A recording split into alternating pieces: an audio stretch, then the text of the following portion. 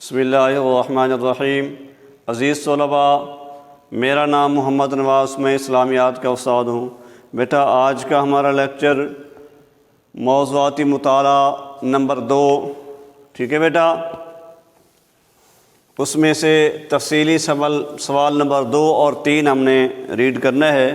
تفصیلی سوال نمبر 2 اور 3۔ تفصیلی سوال نمبر 2 کیا ہے بیٹا؟ رسول اللہ صلی اللہ علیہ وسلم کی اطاعت کیوں ضروری ہے؟ رسول اللہ صلی اللہ علیہ وآلہ وسلم کی اطاعت کیوں ضروری ہے؟ رسول اللہ صلی اللہ علیہ وسلم کی اطاعت کیوں ضروری ہے؟ ٹھیک ہے بیٹا؟ جی، یہ پیج نمبر 60 پہ دیکھیں بیٹا، ٹھیک ہے؟ پیج نمبر 60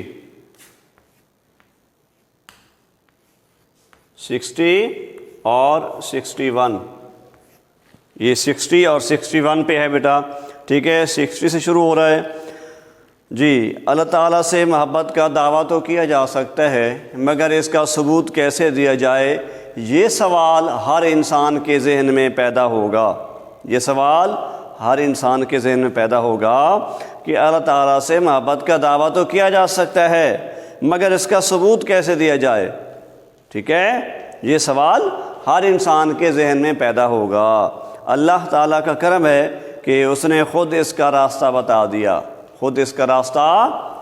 دیا، جی۔ قرآن مجید فرقان حمید میں ارشاد فرمایا، قُلْ إِن كُنتُمْ تُحِبُّونَ اللَّهَ فَاتَّبِعُونِي يُحْبِبْكُمُ اللَّهُ، کہہ دیجئے کہ اگر تم اللہ سے محبت رکھتے ہو تو میری اتباع کرو، پھر کیا ہوگا؟ یحببکم اللہ، اللہ تم سے محبت کرے گا، اللہ تم سے محبت کرے گا، ویغفر لکم ذنوبکم، اور تمہارے گناہ بخش دے گا، واللہ غفور الرحیم، خدا بخشنے والا رحم کرنے والا ہے، خدا بخشنے والا رحم کرنے والا ہے۔ ٹھیک ہے بیٹا؟ تو جب ہم سوال شروع کریں گے، ٹھیک ہے، تو پہلے لکھیں گے اطاعت کا معنی، ٹھیک ہے؟ اپنے آپ کو کسی کے سپرد کر دینا، ٹھیک ہے بیٹا؟ اطاعت کا معنی ہے فرمان برداری اور اپنے آپ کو کسی کے سپرد کر دینا، ٹھیک ہے بیٹا؟ مفہوم کیا ہے اس کا؟ مفہوم یہ ہے کہ جس کی اطاعت کا دعویٰ کیا جا رہا ہے، مکمل طور پر اس کے تابع ہو جانا، اس کی ہر بات ماننا، ٹھیک ہے؟ اس کے ہر قول و فعل کو اپنانا، اس کو اطاعت کہتے ہیں بیٹا۔ دوسرے لفظوں میں مکمل خود سپردگی۔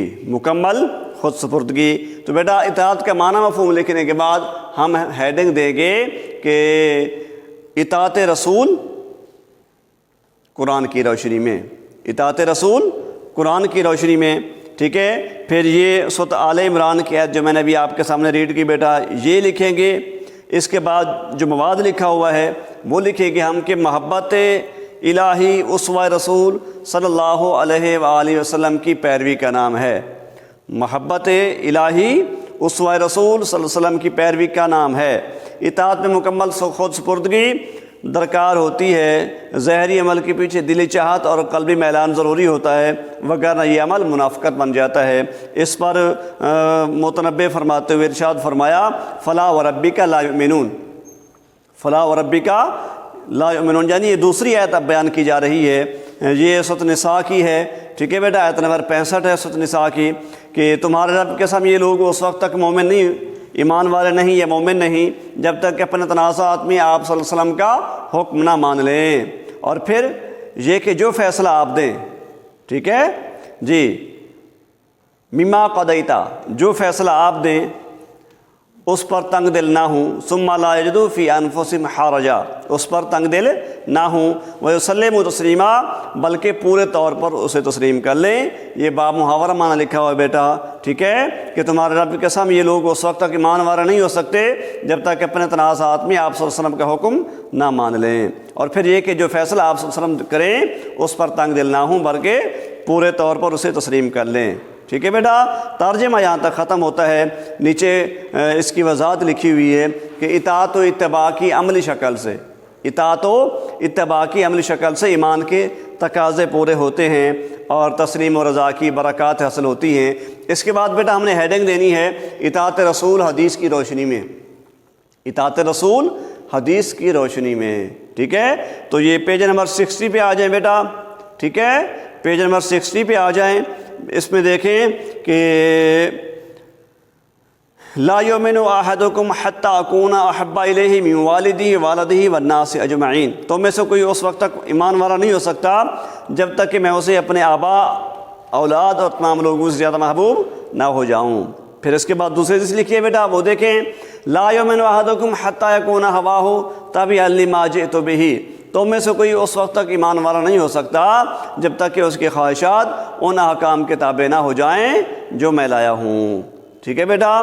تو اس حدیث کے نیچے بیٹا نتیجہ نکلا ہوا ہے، اس کو بھی ہم نے لکھنا ہے کہ اس سے معلوم ہوا کہ محبت کا تقاضا ہے کہ اللہ تعالیٰ اور رسول اللہ صلی اللہ علیہ وسلم کی محبت میں کوئی اور شریک نہ ہو، ٹھیک ہے۔ دوسرا پوائنٹ دیکھیں بیٹا، رسول اللہ صلی اللہ علیہ وسلم کی محبت تمام رشتوں تعلقات سے بڑھ کر ہو۔ رسول اللہ صلی اللہ علیہ وسلم سے محبت کا لازمی نتیجہ یہ ہو کہ آپ صلی اللہ علیہ وسلم کے ارشادات کو ذاتی پسند اور ناپسند پر ترجیح حاصل ہو، ٹھیک ہے بیٹا۔ تو یہ تھا اطاعت رسول کیوں ضروری ہے، ٹھیک ہے۔ اب دوسرا سوال یعنی تیسرا سوال جو ہم نے کرنا ہے بیٹا وہ ہے ختم نبوت پر نوٹ لکھیں، ختم نبوت پر نوٹ لکھیں اس چیپٹر کا، ٹھیک ہے بیٹا۔ موضوعی مطالعہ نمبر 2 کا جو تیسرا سوال ہے اور آج ہمارے ورک کا دوسرا سوال ہے وہ ہے ختم نبوت پر نوٹ لکھیں، ٹھیک ہے بیٹا۔ یہ پیج نمبر 60 پہ ہے، ٹھیک ہے، پیج نمبر 61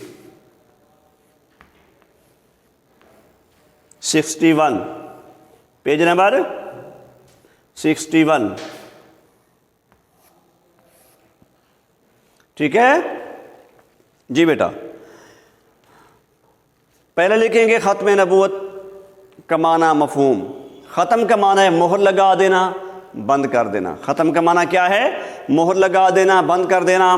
اور ختم نبوت کا معنی ہے نبوت کو مکمل کر دینا، نبوت کو اختتام تک پہنچا دینا، مکمل کر دینا، ٹھیک ہے بیٹا۔ اس کا مفہوم یہ ہے کہ سیدنا آدم علیہ نبینا علیہ الصلاۃ والسلام سے جو نبوت و رسالت کا سلسلہ شروع ہوا، آپ کے بعد یکے بعد دیگر انبیاء کرام آئے، رسول اعظام آئے، ان میں سے بعض پر اللہ نے کتاب نازل فرمائی، ٹھیک ہے۔ اس سلسلہ نبوت و رسالت کی آخری کڑی پیارے آقا کریم صلی اللہ تعالیٰ علیہ وآلہ وسلم ہیں، ٹھیک ہے بیٹا۔ آپ کی آمد کے بعد سلسلہ نبوت اپنے اختتام کو بھی پہنچا اور اتمام کو بھی پہنچا اور اپنے اختتام کو بھی۔ دیکھیں بیٹا، رسول اللہ صلی اللہ علیہ وسلم پوری انسانیت کے لیے ابدی صحیفہ ہدایت لے کر تشریف لائے، ابدی صحیفہ ہدایت لے کر تشریف لائے۔ آپ صلی اللہ علیہ وسلم کی آمد سے تشریف آوری سے ہدایت کا سلسلہ اپنے اتمام کو بھی پہنچا اور اختتام کو بھی، ٹھیک ہے بیٹا۔ یہ مفہوم ہے، یہ بھی لکھ سکتے ہیں آپ، جو میں نے آپ کے سامنے بیان کیا وہ بھی لکھ سکتے ہیں، لیکن ختم کا معنی جو ہے وہ ہے لفظی معنی مہر لگا دینا، بند کر دینا، ختم نبوت، ٹھیک ہے بیٹا۔ جب لفظ نبوت ساتھ ملائیں گے تو اس کا مطلب ہوگا کہ نبوت کو اختتام تک پہنچا دینا، ٹھیک ہے جی بیٹا۔